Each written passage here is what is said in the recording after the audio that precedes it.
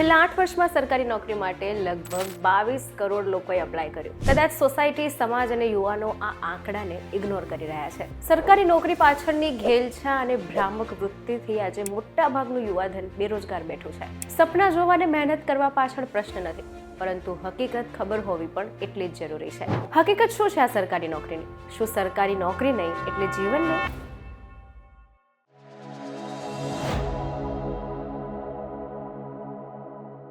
નમસ્કાર, હું જાનવી પંડ્યા. આજના વિડીયોમાં જાણીશું સરકારી નોકરી શા માટે આટલું બધું મહત્વનો ભાગ ભજવી રહી છે સમાજમાં, સોસાયટીમાં, અને શા માટે મોટાભાગનું યુવાધન આ જ સરકારી નોકરીની અપેક્ષાએ બેરોજગાર બેઠું છે. તમારો દીકરો શું કરે છે?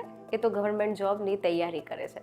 આ જેટલું જ આપણે વટથી, ઉત્સાહથી કહી રહ્યા છે, શું ખરેખર એ એટલું જ ગર્વ લેવાવાળી બાબત છે? અને એટલું જ નહીં, કેટલા બધા માતા પિતાની એવી ઈચ્છા હોય છે કે અમારી દીકરી માટે તો અમારે ગવર્મેન્ટ ઓફિસર જ જોઈએ. અને આ જ કારણથી મોટાભાગનું યુવાધન સરકારી નોકરીની અપેક્ષા પાછળ કેટલાય વર્ષો સુધી મહેનત કરવાના નામ પર બેરોજગાર બેઠું છે. આજનો વિડીયો સરકારી નોકરી પાછળની મિથ સમજવાનો અને પ્રાઇવેટ જોબ એટલી ખરાબ નથી, પ્રાઇવેટ જોબ પણ તમને સારું સ્ટેટસ, પૈસો અને લાઈફસ્ટાઈલ આપી શકે છે તે સમજવાનો છે. પહેલા તો એક વસ્તુ ક્લિયર કરીએ કે મોટાભાગના લોકોના મનમાં આવી જ માનસિકતા છે કે ભાઈ સરકારી નોકરી એટલે હવે લાઈફ સિક્યોર, પરંતુ હકીકત એવી નથી. 2022માં ઇન્ડિયન રેલવે માટે અંદાજે 35,000 પોસ્ટ માટે 1.5 કરોડ લોકોએ અરજી કરી. સ્ટાફ સિલેક્શન કમિશન SSCની કમ્બાઇન્ડ ગ્રેજ્યુએટ લેવલની પરીક્ષામાં દર વર્ષે 25 થી 30 લાખ ઉમેદવારો અરજી કરે છે. UPSC સિવિલ સર્વિસીસ માટે લગભગ 10 થી 12 લાખ ઉમેદવાર અરજી કરે છે, પરંતુ પસંદગી માત્ર 800 કે 1000 જેટલી જ થાય છે. ગવર્મેન્ટ સેક્ટર 7મા પે કમિશન મુજબ ગ્રુપ A અધિકારીને સ્ટાર્ટિંગ સેલરી 56,100 રૂપિયા લેવલ 10 થી આપે છે. ઇન્ક્રીમેન્ટ નક્કી માપદંડ મુજબ અને ધીમે ધીમે મળે છે. અને જેમ આપણે વાત કરી કે વાત જ્યારે લગ્નની આવે તો સમાજની માનસિકતા શું કે ભાઈ અમને તો અમારો જમાઈ સરકારી નોકરી વાળો જોઈએ, સ્ટાર્ટઅપ કરતો, નોકરી કરતો, પ્રાઇવેટ જોબ કરતો નથી જોઈતો. જો ખરેખર સરકારી નોકરી પર આટલું બધું જ હોત તો પ્રાઇવેટ સેક્ટર આજે ભારતમાં આટલા બધા વિકસિત ના થયા હોત. Startup India, skill India mission ભારતમાં શરૂ ના થયા હોત, અને એ મિશન અંતર્ગત કેટલાય બધા સ્ટાર્ટઅપ કંપનીઓ, નવા સ્ટાર્ટઅપ યુથ જે છે તે પોતાનો બિઝનેસ ચાલુ કરીને પોતાની લાઈફસ્ટાઈલ ચેન્જ ના કરી શક્યા હોત. જો તમે પણ તમારા દીકરાને સરકારી નોકરીવાળું પ્રેશર આપી રહ્યા છો તો એક માતા પિતા તરીકે લાંબો ગાળાનો વિચાર ચોક્કસ કરજો. તમારો દીકરો સરકારી નોકરીની તૈયારી પાછળ, મહેનત કરવા પાછળ ક્યાંય એ અંદરથી મૂંઝાતો તો નથી ને? એવું નથી કે સરકારી નોકરી ખરાબ છે, પરંતુ સરકારી નોકરીની વાસ્તવિકતા સમજવી, પોતાની જાત સાથે રિલેટ કરવી અને પછી જ સરકારી નોકરી માટે પગલું લેવું એ ખૂબ જ જરૂરી છે. વાત કરીએ પ્રાઇવેટ સેક્ટરની, તો પ્રાઇવેટ સેક્ટરમાં પણ ઘણી જ બધી વસ્તુ જે છે તે ડેવલપ થઈ છે.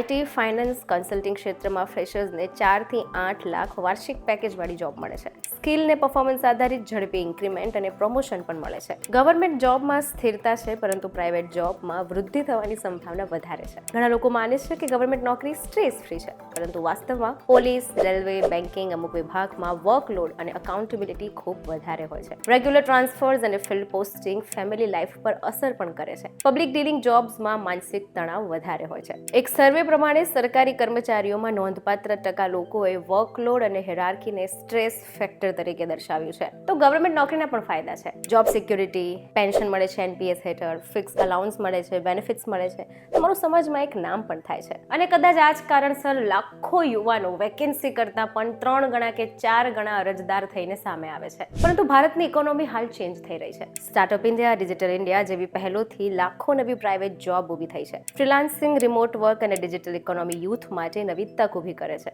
એન્ટરપ્રિન્યોરશિપ, સ્ટાર્ટઅપ માટે પણ ગવર્મેન્ટ તમને સ્કીમ આપે છે. ગવર્મેન્ટ નોકરી ખરાબ છે એવું નથી, પરંતુ તમારે તમારી લાયકાત, પરિસ્થિતિ જોઈને એ સેક્ટરમાં પગ મૂકવો ખૂબ જરૂરી છે. જો આપણે નોર્મલ રીતે ગવર્મેન્ટ જોબ અને પ્રાઇવેટ જોબની કમ્પેરિઝન કરીએ તો competition, entry time, starting salary, growth, job security, transfer, work pressure, growth opportunity, risk factor અને સ્કિલ ઇમ્પોર્ટન્સ, આ બંને તમને ગવર્મેન્ટ જોબ અને પ્રાઇવેટ જોબમાં જ દેખાય છે. ગવર્મેન્ટ જોબમાં એક્ઝામ પ્રાયોરિટી છે, તમારે વધારે લાંબો સમય લાગે છે, તો પ્રાઇવેટ જોબમાં તમારી સ્કિલ વધારે મહત્વની છે. અને આ સ્કિલ માટે થઈને જ સ્કિલ ઇન્ડિયા મિશન પણ ભારતમાં ચાલે છે. એટલે સિમ્પલ સમરી, ગવર્મેન્ટ જોબ એટલે સ્ટેબિલિટી, પેશન્સ અને સિક્યોરિટી, તો પ્રાઇવેટ જોબ એટલે ગ્રોથ, સ્પીડ અને પરફોર્મન્સ. તો હવે નક્કી કેવી રીતે કરવું કે મારી માટે ગવર્મેન્ટ જોબ સેક્ટર બરાબર છે કે પ્રાઇવેટ જોબ સેક્ટર બરાબર છે?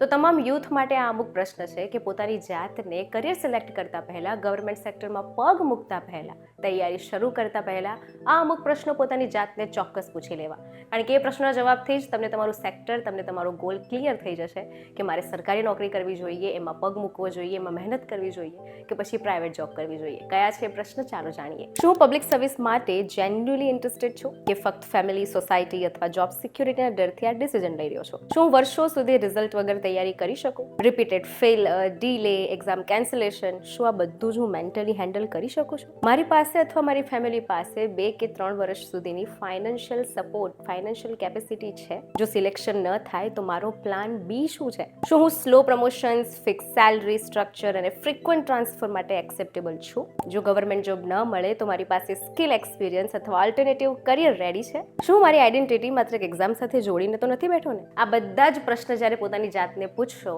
તો તમને જ તમારો જવાબ મળી જશે કે તમારે ગવર્મેન્ટ જોબમાં જવું જોઈએ કે પછી પ્રાઇવેટ સેક્ટર પર તમારી સ્કિલ પર તમારે મહેનત કરવી જોઈએ. ગવર્મેન્ટ જોબ તમારી લાઈફ બનાવે છે, પરંતુ રોંગ ડિસિઝન તમારી લાઈફને બગાડે પણ છે. માટે સેક્ટર પસંદ કરતા પહેલા 10 વાર વિચારો. આપણે આંકડાઓ જોયા છે કે રિપોર્ટ પ્રમાણે માંગ કેટલી હોય છે સરકારી નોકરીની, અને સામે અરજદારો કરોડોમાં, લાખોમાં હોય છે. આ કોમ્પિટિશનમાં આ ગેપને ફિલ કરવા માટે તમે તમારી પર એટલા સક્ષમ છો, તમે કેપેબલ છો, તો ચોક્કસ ગવર્મેન્ટ સેક્ટર માટે જાઓ.